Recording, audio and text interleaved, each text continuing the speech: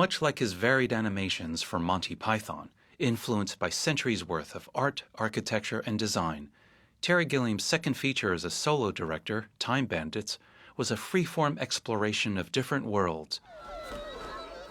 Just as the film's little people pass through different eras, taking what they want from each, the worlds of Time Bandits incorporate a whimsical fusion of design elements and set dressings to reflect the amazing adventure from an inquisitive boy's point of view.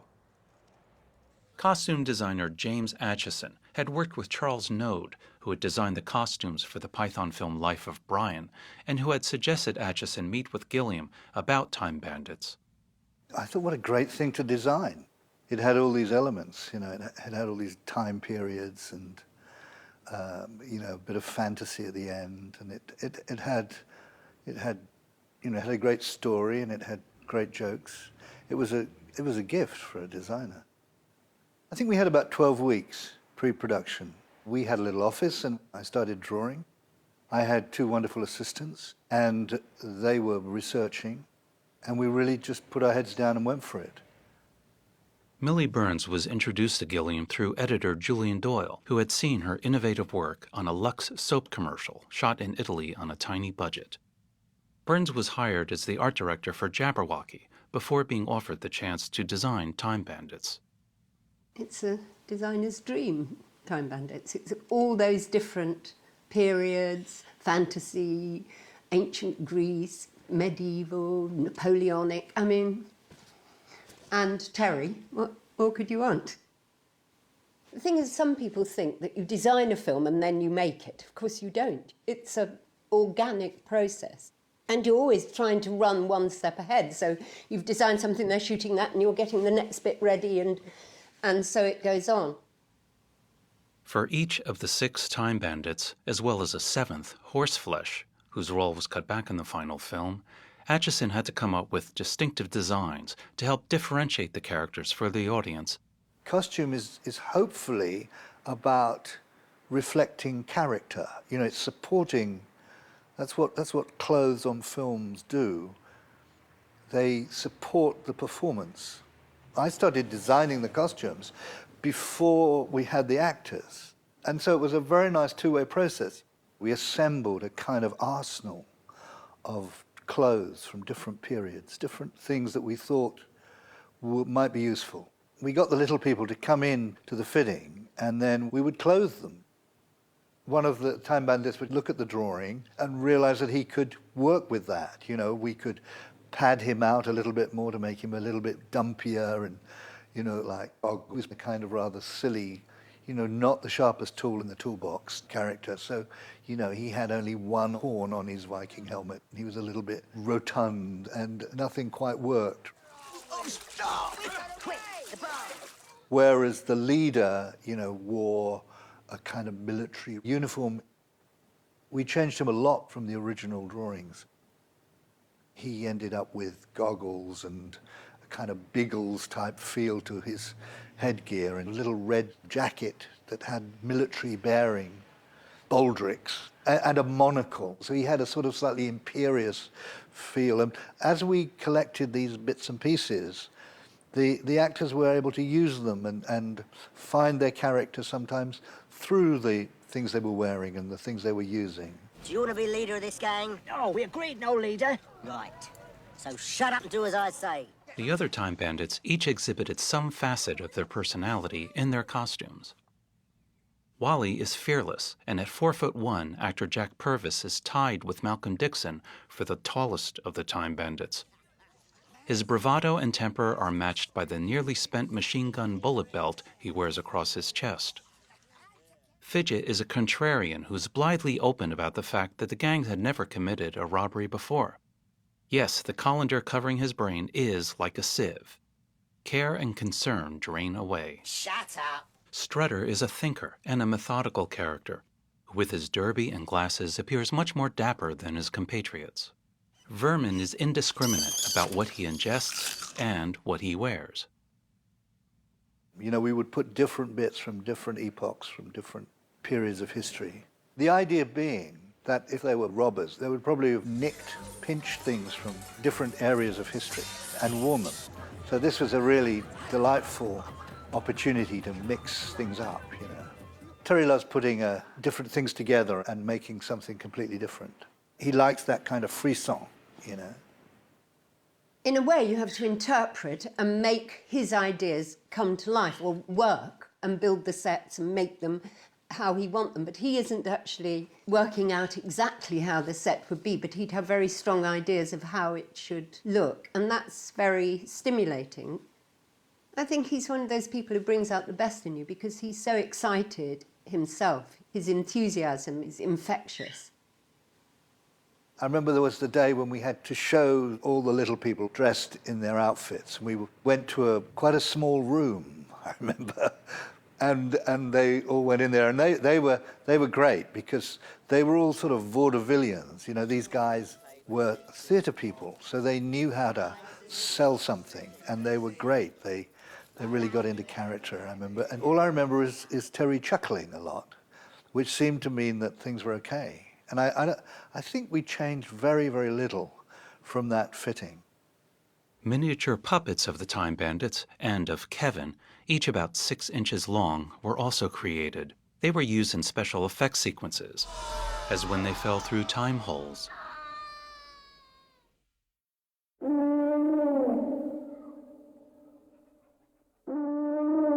The first shooting location for Time Bandits, standing in for ancient Greece, was southern Morocco, which had seldom appeared on screen up to that point. Shooting commenced in May 1980 with King Agamemnon's fight against the Minotaur.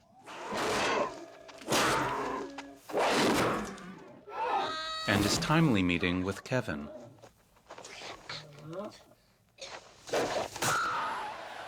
The exteriors of Agamemnon's palace were filmed at the city of Ouarzazate and the ancient clay fortress at Et Ben Hadot. The enemy of the people is dead!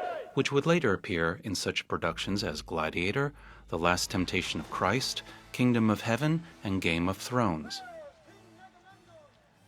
Millie Burns kept an extensive production portfolio of photographs taken during the location scout and first days of filming in Morocco, as well as lists of props and set dressings to acquire or make, and sketches and designs that would influence the palace interior sets constructed back in England. The wonderful location was Morocco, and we went on a recce to look at Morocco. That's probably the best bit of the film because you're not quite so stressed.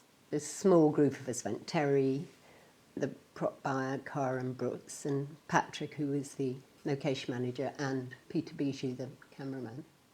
It was completely unspoilt. Nobody went there, and it was just wonderful. Terry took these fantastic photographs, and then we marked on them what we had to do to each one. We also went to see what we could get there in the way of props and things like that. And I found a little note in here saying, on the road to so-and-so, there's some baskets, Millie. And we went into the souk looking for props, and we were very pestered because that's what happens in souks, and there were these carpet sellers, and they were trying to persuade Terry to buy some carpets and, you know, bringing the price down. And Terry kept saying, too cheap, I want to spend more, I want to spend more. They were so confused.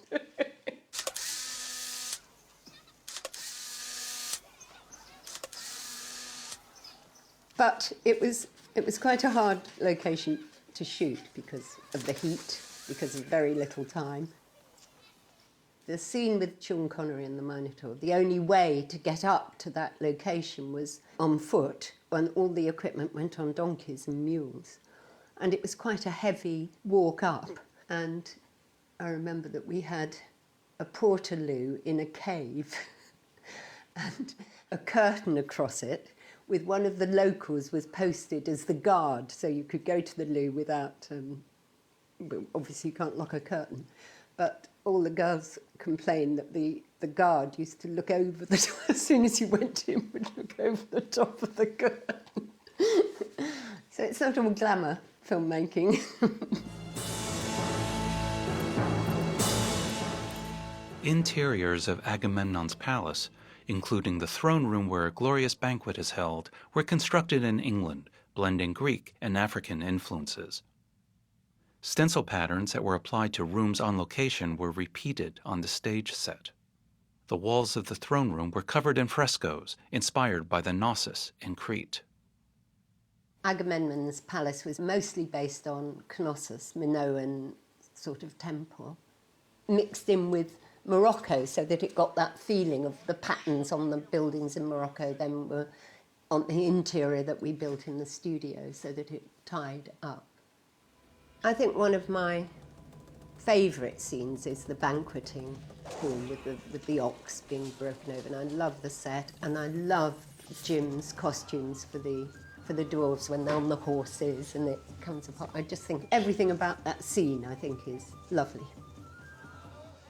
When we were doing the Agamemnon sequence, we found lots of robes in a garage in Castel Gandolfo, the Pope's summer residence.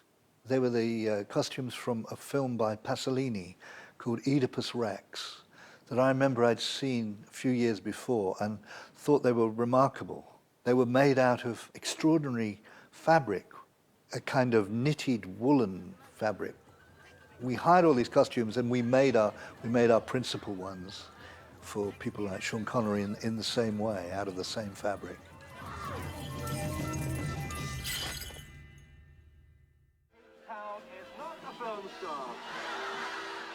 Following the Morocco location shoot, production shifted to Lee International Studios in Wembley, where the sets for Kevin's house and bedroom were built, as was Your Money or Your Life, the TV game show that Kevin's parents watched so avidly.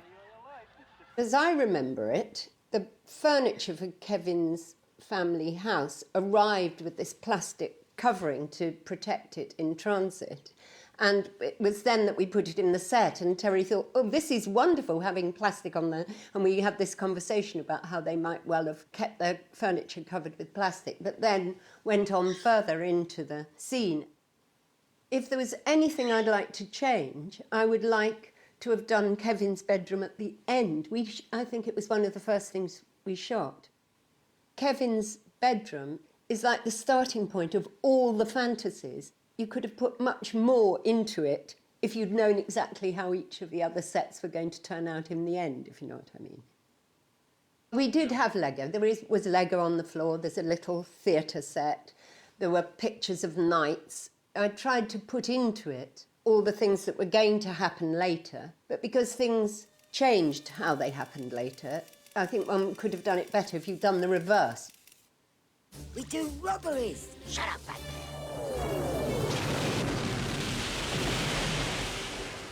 Scenes of Napoleon and his generals and of the distressed theater company in the conquered city of Castiglione were filmed at Raglan Castle in Wales. Alexander the Great?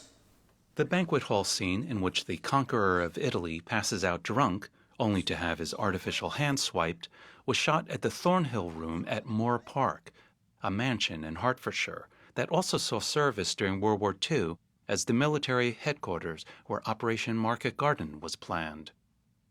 The Napoleonic world, well, that really is, uniforms, and we couldn't afford to make these uniforms, but we were able to hire the uniforms from the big epic film called Waterloo. These costumes had been made in Italy, and at great expense we hired these beautiful uniforms from the costume houses in Rome. It's like being at the bottom of a bloody well! Well, that was all quite spectacular with the special effects and the fire and the water. And I built that theatre, which I loved doing. That was such a nice set to do. The mechanical waves that didn't work very well and the backdrop. It was lovely. The theater sequence also allowed Acheson some of his most fanciful costumes for the Italian stage manager and his illustrious acts, including the Great Rambozzo and the Three Idiots.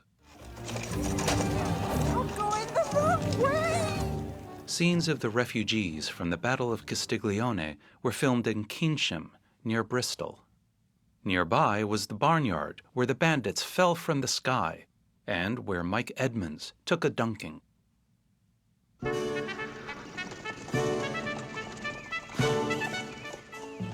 Epping Forest outside London stood in for Sherwood Forest as the setting for robbers and miscreants operating under the blithe direction of Robin Hood, played by John Cleese. Good morning. You're all robbers. Oh, then, the best, are you? Mr. Hood. Jolly good. And you're a robber, are you? Jolly good. Someone's coming! Help! Help, I say! The location also marked the introduction of the star-crossed lovers Vincent and Pansy, played by Michael Palin and Shelley Duvall. The problem, Pansy, it started again. Oh, don't worry, darling. Oh, I say! I must have fruit. The two lovebirds reappeared on the deck of the Titanic, constructed at Lee International Studios. I love the ocean. God, how I love her. We didn't have very much money for the Titanic. It's all absolutely flat on. All we built is a deck, and there's a bit of stock footage. It was built on some sort of rig so it could tip up when it hit the iceberg. But it works. I mean, that's the magic of film. You can say what you're saying with very little, but you need a director like Terry to be able to do that because he would know how he was going to shoot it. And so you only had to build exactly what he wanted. So you could actually be very economical. I mean, I've worked with lots of directors who want full sets, you know, with every wall, ceilings, everything out of the windows, and then they walk onto the set and decide how to shoot it. But Terry would do it before, and he would do lots and lots of storyboards, so you'd know what you're going to look at. Scenes of the post-Titanic wreck and of the Time Bandits' teleportation to the time of legends were shot at a water tank at Pinewood Studios.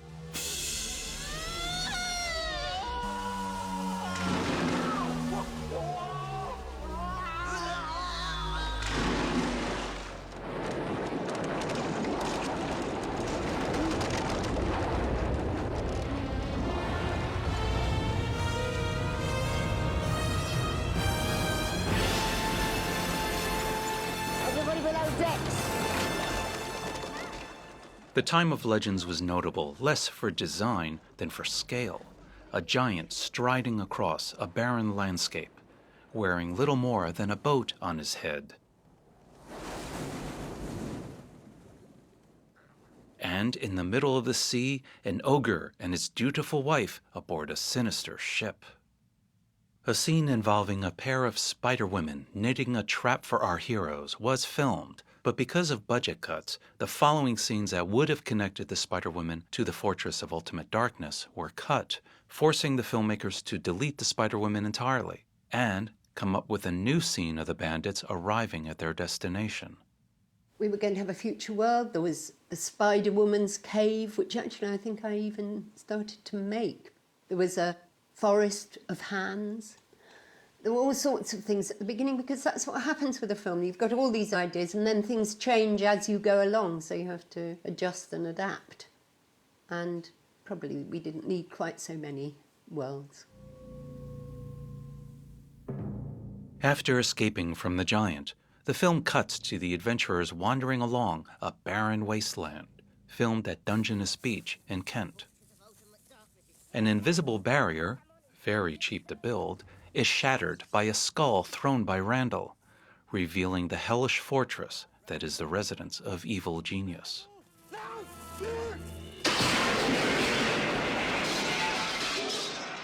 A massive model was constructed for the Fortress of Ultimate Darkness, inspired by the fantasy world of Mervyn Peake's Gormenghast novels and by the etchings of the 18th century Italian artist Piranesi. The model was built and photographed at Westbridge Studios in Battersea. It was laid out horizontally so that the film crew could execute long tracking shots across its exterior, using a 20-foot-long camera platform and an extremely wide-angle lens. Visual effects also conjured up the giant maze that the Time Bandits must navigate to reach the most fabulous object in the world. One of the most striking sets for the film was one of the simplest, hanging cages that appear to stretch off into the distance, shot against a black background.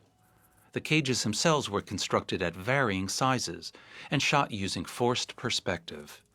That was all Terry's idea. It's so clever. And that, again, was done very, very economically because it's just black. And the cages were built so that they were different sizes, so that you got the idea that they were much further away than they were.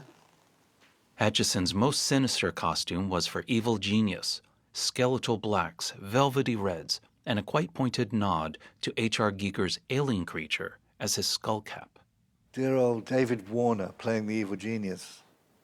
I remember we had these big claws on the shoulders, and every morning I would have to paint these claws with pectin, which is a kind of gelatin, to make them shine, to make them sort of glisten. And every day the lights would dry them out, so every day they had to be re-pectined. Evil Genius's quirky minions appear hooked up to tubes of fluid and shrouded in plastic. I remember Terry wanted all the assistants wrapped in plastic, a bit like the furniture in the opening scene of the film with the parents. But, and that was kind of a fun idea. The Great Hall of the Fortress of Ultimate Darkness was also constructed at Lee International Studios. Mixed in with Gothic arches and dank passageways were elements that echoed the fantasies in Kevin's bedroom: knights and cowboys and spaceships and Legos. On a tight budget of slightly more than £2 million, the designers of Time Bandits were able to accomplish remarkable visions, all the more impressive given the modest experience brought to the film by newcomers Millie Burns and James Atchison. Terry liked that kind of rubber band effects thing. We did lots of things very cheaply. And there was a kind of joy about doing things, you know, in a sort of cheap and effective way. It was the antithesis of, you know, where we are now in terms of filmmaking.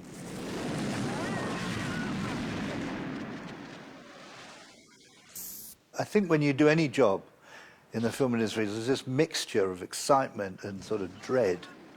And this was my first movie. And I was sick of, I felt so fearful. But, you know, that famous thing, feel the fear and do it anyway. And so that's what we did.